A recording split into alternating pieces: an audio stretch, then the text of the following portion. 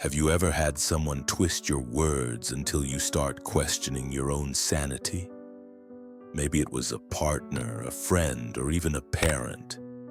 They didn't shout, they didn't hit, but somehow you walked away doubting yourself, wondering if you were the problem. That, my friend, is the quiet poison of manipulation. And the most dangerous part? It doesn't come with warning signs, it comes in the form of simple, innocent-sounding questions. Today, I want to walk you through 5 questions manipulators use to control your mind.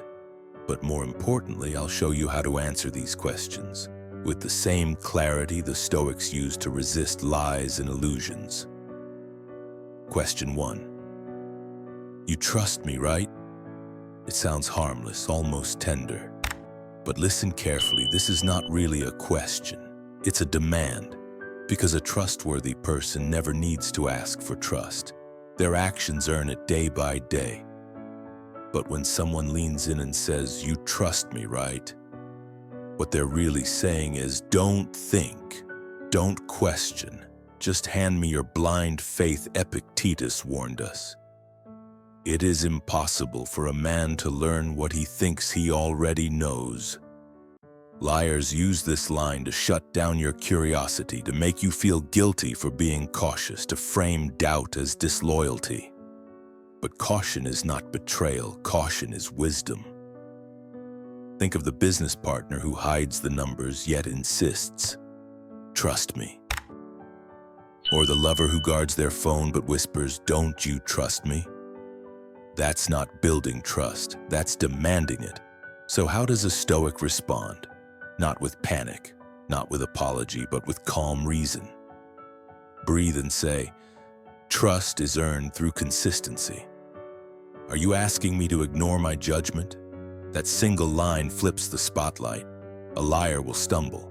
An honest person will simply keep showing you through actions. Question 2. Would I ever lie to you? This one is poison wrapped in velvet.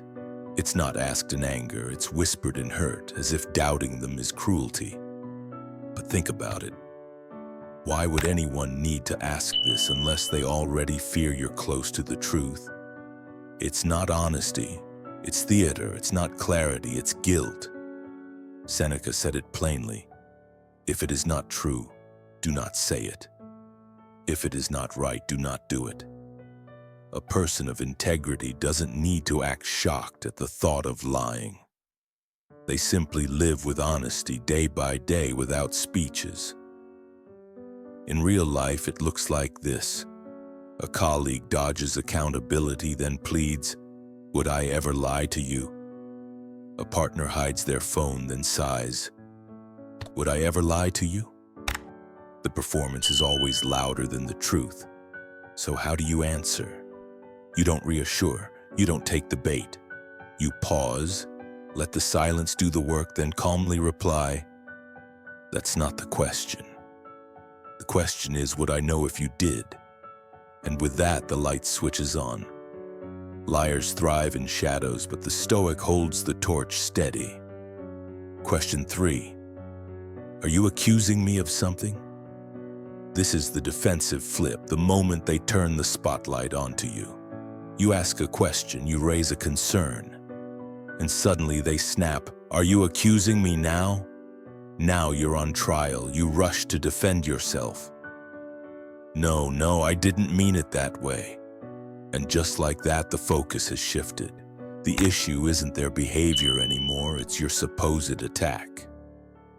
Marcus Aurelius once wrote, "The best answer to anger is silence." Silence here does not mean surrender. It means refusing to play the game. Next time someone tries this tactic, don't rush to explain, don't panic, hold your ground. Then after a pause, calmly reply, "Should I be?" 3 words. That's all it takes, because the person with nothing to hide won't fear the question, but the liar will crack under its weight. Question 4. Why are you being so sensitive? This one cuts deep. It sounds like concern, but it's really mockery. What they're saying is, The problem isn't me. It's you, think about it. A partner laughs off your concerns. You're just too sensitive. A boss brushes aside ethical doubts. Don't overreact. It's just business. This tactic works by twisting your greatest defense, awareness, into weakness. But sensitivity is not weakness. Sensitivity is radar. It's what lets the analyst catch fraud before it explodes. It's what lets the wife sense betrayal before it's revealed. Seneca wrote, "We suffer more in imagination than in reality." Liars know this. They make you doubt your instincts until you become the problem. But a Stoic sees it differently. Awareness is strength. Awareness is sight. So the next time you hear, why are you being so sensitive? Like, don't defend, don't lash out. Simply reply, I'm not sensitive. I'm observant. Does that bother you? And watch the mask slip. Question 5. Can't we just move on? This is the liar's last card, the escape hatch.